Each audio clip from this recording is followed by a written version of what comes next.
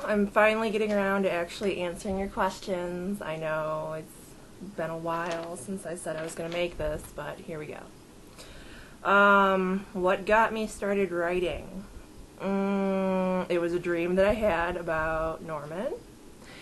And two of my friends from Tumblr actually encouraged me to submit it to Norman Fantasies, and when people actually started to ask for part 2, I asked for help because my writing was very horrible when it came to part 1, so part 2 was much better as far as like the quality went. Will there be a Fangirlfriend part 3? Maybe. Now that I've actually met Norman, it's kind of weirds me out to be writing about him and me. You know what I mean? Maybe. I don't know. It's kind of an ethical issue for me, so we'll have to see on that one. Will you ever make Dangerous Recipe into a book? Again, that's another maybe. It's not even finished yet, so we'll see. But I hope that I will. That's what every writer hopes, right? What inspired you when creating Crystal? Oh, good lord. There's a lot more she shares with me than her shortened name. So I'd say she's, darker part of me that I've never let see the light of day. Every single horrible comment that you want to, say that you keep inside, every violent action that you repressed, it's pretty much what she is. Where did you get the idea for her space vacuum psychopath syndrome? Back before I decided to quit dating for my own personal health, I dated a string of mindfuck douchebags who kind of created this numbness in me after I took so much from them. I endured so many mind games. It's just after a certain point I would just be numb to everything for a week, and then I'd be over it and we'd be done. So yeah, that's pretty much where it came from. Are Crystal and Mac really brother and sister? I can't tell you that, but something I can tell you is outside the sexual relationship, they're very much brother and sister in the way that they fight, the way they argue with each other, and they've also got this weird mother-son dynamic too, kind of, the way Crystal, looks after him and stuff. But, they've never had a healthy, loving family relationship, so I think they're just kind of trying to figure it out a little bit. I don't know. But on another note, I must have been possessed by a fluff demon or something, because I didn't mean for this story to be this way. I mean, it started with her drugging him and him turning into this little, drugged up puppy, and now it's just kind of too much fluff, not enough blood and rape. I made Mac human, and it's not okay. So, yeah, shit's gonna get a little crazy. I've been watching the most, gruesome, fucked up movies I could find, a Serbian film, which would probably be Mac's favorite film, if he had a favorite movie. Good God. But, alright, back on track. Will there be a sequel to Dangerous Recipe? I don't know who I'm gonna kill before Dangerous Recipe is over, so maybe, maybe not. I hope so. I mean, not gonna tell you, because, you know, everybody might die in the end, so we'll see.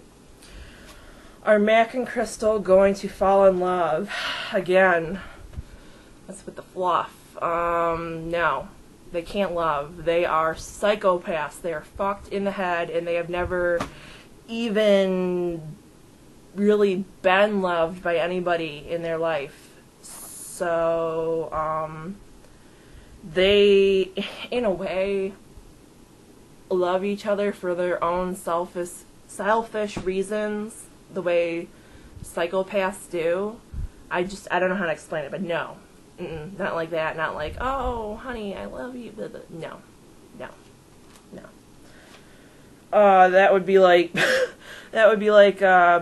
dropping somebody who's lived in the desert their entire life into the middle of the ocean and be like, swim. You know what I mean? It's just, no, can't happen. Are you going to continue Feral? Of course, I would never let a plot like that go. Recently, I've been updating that fic along with my gossip fic, because we only have like 5 or so chapters left of Dangerous Recipe before it's over, so I'm kind of, you know, taking a break from that and giving some attention to my other stories that have been neglected. What made you think of Feral's Woman? It's just a daydream that kind of grew into a plot a little bit. Like, it's pretty much, I'm not even like here in the real world when I'm, you know, out doing things. I'm in here thinking of weird storylines. As far as her mannerisms go, the lady from The Woman from 2011, that's kind of where she's based from. I don't recommend that movie for those who are, you know, faint of heart. That's another really fucked up movie that it's not for everybody, let's just say that. Another one is The Girls from Mama that came out in 2012. That really, the way that they were moving when they were in the woods and stuff, like in the beginning of the movie, on all fours, that's really the way she moves, and believe me, I was in the theater alone watching that movie, and it was the creepiest shit, so, yeah. Will the woman get a name? Yeah, I don't know how she's gonna get it yet, or what it's gonna be, but she needs a name, because writing somebody who doesn't speak is hard enough without having a name to help me with, like, the writing. You know, it's always she, or the girl, or the woman, and it's just like, I need a name. So, I don't know. Soon. It's coming soon, hopefully.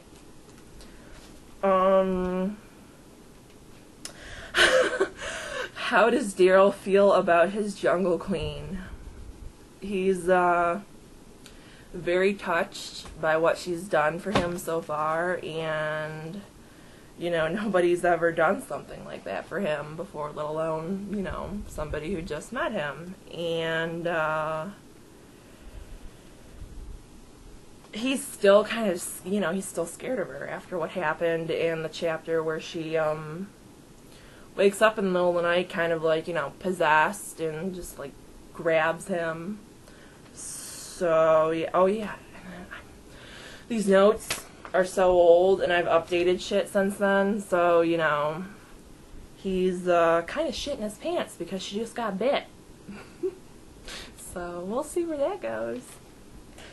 Will there be, no, I'm getting ahead of myself. In your gossip fic, People Talk, did Rebecca kill her family? That's another one I can't tell you. I will tell you, though, that she's not sad over them dying. So. Will there be any more Cigarettes and Bitch Faces McManus one-shots? Yeah. There's been one, actually, since, you know, this question came to me. They're right up there, right behind me. They're always gonna be my number one, like, you know, my boys. planned this. But I have tons of one-shots floating around in my head, but I need to finish my actual fix first before I start doing any more of those. So they're going to be put on hold for a little bit. Will there ever be a threesome smut scene? Yeah. Yeah, there will be. Just, you gotta wait. It's coming. Do you plan on writing a Do you plan on writing a Boondock Saints fic? No, not unless like a solid storyline pops into my head.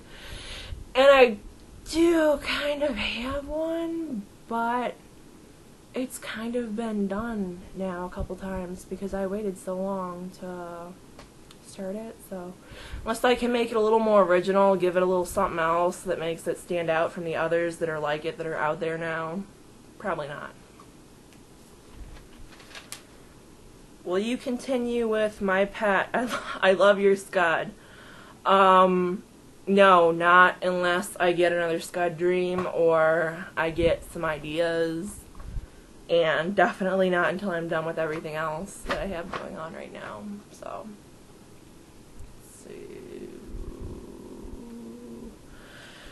do you plan on any other Norman character related fics or one-shots? Oh, oh boy. I've had an idea for Floating for a long time and Dark Harbor, and I just don't have time. You guys, you really don't know, like, how much it takes to pop out a chapter a day and keep going. Like, after I do that for like 4 or 5 days, I get burnt out where I can't even think, I can't write anymore. So, I have one for 6 Ways to Sunday, too, that I have in my head. Harry gets some attention, of course. God, I love Harry. He's so adorable. And one for Tough Luck. You can't forget Archie. And, just those can't happen until I'm finished with what I'm doing already. But eventually, they'll come. Lastly, I love you guys. I love my readers and my reviewers. Even if you don't review, I still love you because you read my stuff. So that's all for now. I might do another one of these. I know I look like a total dork. Thanks for watching.